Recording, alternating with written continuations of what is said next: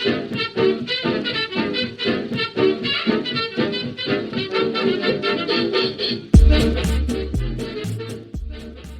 guys, welcome to a slightly controversial episode. Today I'm going to be explaining why I think the Bohemian Rhapsody movie was a terrible film. Okay, for starters, the film earned a ton of awards and made quite a lot of money.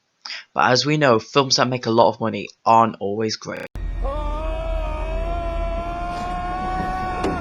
And the fact that it won so many awards doesn't change a single thing at all. However, I will say that one award was very well deserved, and that was Rami Malek's Best Actor award.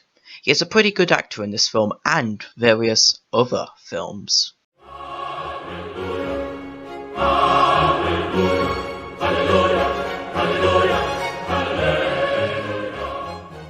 Now let's get into the actual review. On my first viewing of this film, I really enjoyed it. A lot actually, because I ended up getting these two things. However, I did have one big problem when I first viewed the film, and that was the fact that it's supposed to be a biography of the band. I went into cinema knowing literally nothing at all about the band, other than the fact that they did that one song I kinda liked. So I expected my already big brain to expand even more after watching this film. I left the cinema still knowing nothing about the band. So that provoked me to do some research and listen to some more of their music, which I really enjoyed, and I think I probably found out more about the band after reading a Wikipedia article than I did after watching a 2-hour-long movie. The best way to view this film is imagining that it is a 2-hour-long music video. Leads me on to another point. I think the fact that this film did so well was because of the music itself. Queen is one of the most celebrated and well-known bands in the world, and everyone has most likely heard and maybe even enjoyed one of their songs. When people watched the film, the music and flashy effects distracted everyone from the awful and lazy writing. On my second viewing of this film, I still enjoyed it, but I did start to realise its flaws, and the more I thought about it, the more I started to hate it, so that's why I shut the film out of my brain completely, until now. I also noticed that the film portrayed Freddie Mercury as the sort of the villain of the film, with him leaving and shutting out the band completely, and the people that saved him were Brian May and Roger Taylor, which I find quite ironic because they had quite a lot of involvement in this film, a little too much in fact.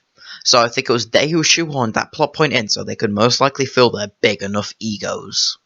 This film also skipped over big parts of Freddie's life, such as the fact that he took drugs. We do get a slight reference to this at the beginning of the film, however, and him going off on his solo career. We also get a reference to this slightly. I get that they could have put all this into one film, but there are certainly a lot of things they could have got rid of. For example, they could have spent less time focusing on his love life. I get that was quite a big thing of the film, but the film spent way too long on it. Now for probably my most controversial complaint. I didn't think they needed to recreate the entire Live Aid performance. Yes, it was incredible what they did with it, and the performance was incredibly accurate to the original. However, most people going to see this film would have either seen the performance before, or would have felt the need to watch it after seeing the film. I do understand the fact that it was one of the most incredible parts about Live Aid, and that it was a big part of the band's career, but it would have been better if they maybe just did highlights of the performance. Now, you maybe think I'm being slightly negative in this review, but for once in the Citrus 546 channel history, I'm going to explain some positives about this film. Let's get straight into them. Start off with, pretty much all of the acting was spot on. Like I said earlier in the review, Rami Malek as Freddie Mercury was an incredible performance, and Brian, Roger and John were all played very well. It was also pretty funny to see Mike Myers pop up to play a fictional character. With the choppy editing, which I barely noticed actually, the film looked visually incredible. The Live Aid performance looked awesome, even if it wasn't entirely needed. The best thing about this film though was the music. It was a brilliant way to celebrate the music and the band. I learned that it actually wasn't just Rami Malek miming to the original song, but it was actually a mix of his singing and a Freddie Mercury impressionist whose channel I will leave a link to. I did criticise Brian May and Roger Taylor's involvement with this film. However, I do think it's lovely how they get to experience their band's life all over again, and still, in a way, get to see Freddie Mercury again. The directors did do a great job with this film, and the writing isn't great, but on some spots it can be rather moving. The characters all seem real as well, and are incredibly relatable. I'm also being slightly hypocritical, but I know that the film wasn't very accurate, but in a way that's a good thing. They are making the story more enjoyable, and if people aren't best pleased with the accuracy, they can always go research more into it like myself. So, I know I'm not best fond of this film, but it's probably best if I don't take this film seriously, even though some parts might slightly have been serious, and I rather should take it as a celebration of the band's music and all their lives. So, what did I actually think of the movie? Well, it definitely is incredibly overrated, but does that make it a bad film? Not necessarily.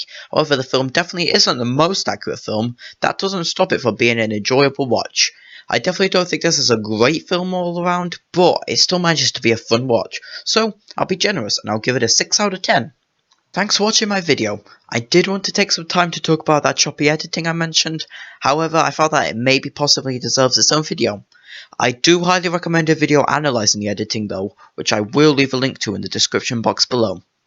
If you enjoyed my review, please leave a like and subscribe, but if you didn't, share your reasons down below in the comments. See you in the next video when I review this masterpiece.